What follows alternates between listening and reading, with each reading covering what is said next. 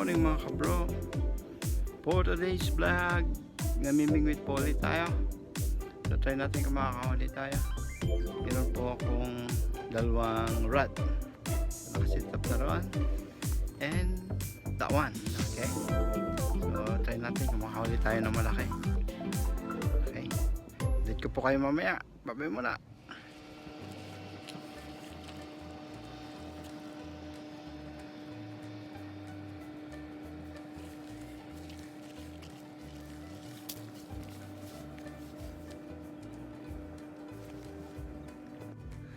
Peace on mga kabro.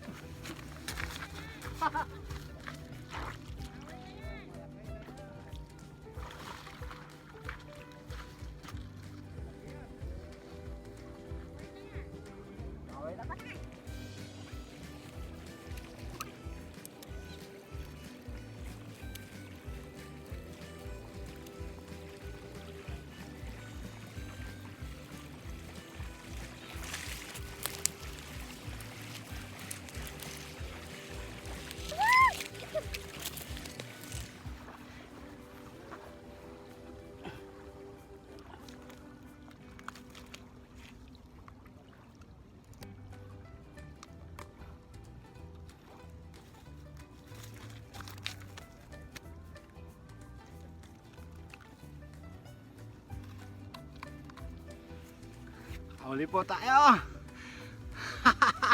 Laki. Kaway. Apo. Ito pa lang po. Wow.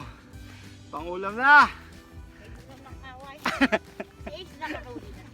Ganto po, mga ganto na ulit. Opo. May ganyan din po yun ay. May kaway na. Wala pa rin po. Wala pa sila. Sakto. Sakto yung setup ng camera. Ay kayo sa vlog ko. Nag-vlog pa. Kaya pinapakita sa Pilipinas? Sa YouTube po. YouTube. Dinadownload ko sa YouTube. Ayan.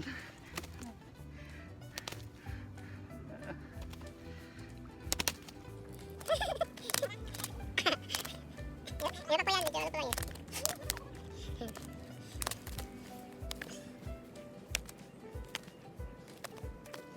Sabi.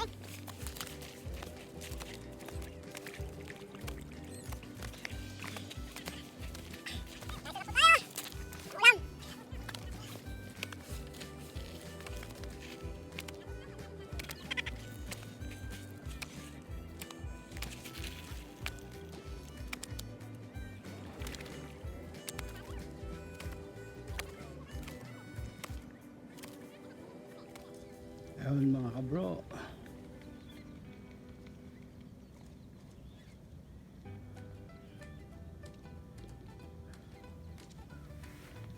Mukhang wala nang kumakagat mga kabro.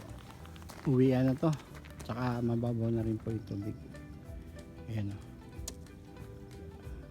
Normally ang mga isda kumakagat maraming isda pagka high tide. So river mouth po kasi to, pag tumaas yung tubig sa dagat mapasok yung mga isda. Pag low tide na, so wala na siya, bihirang-bihira na yung nahuhuli, pero marami pa rin pong namimingwit doon, no, mga kababayan.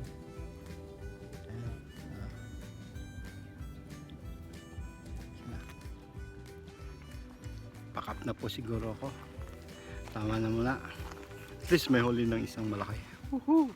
Pwede na ang pangsigang. Sinong mahilig po sa mga isda? Yan, shout out, shout out. Kaway, kaway sa mahilig sa isda.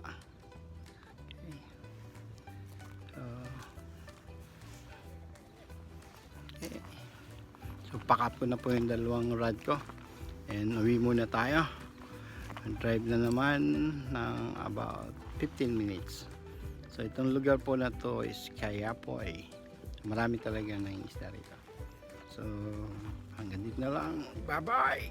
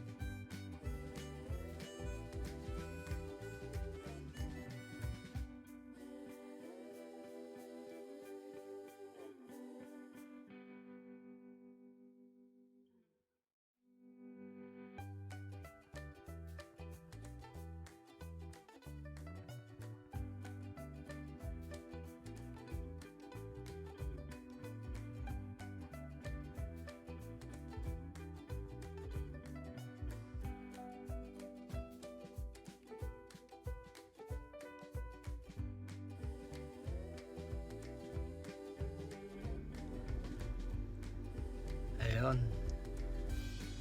Nasa bahay lang po tayo mga kabro. Darating ko lang. Yun. Pahinga naman. At least nakahuli tayo ng isang malaking kaway. Sarap pang sigang po yan mga kabro. So hanggang dito na lang po muna ang vlog na to. Salamat po sa panonood. See you po next video.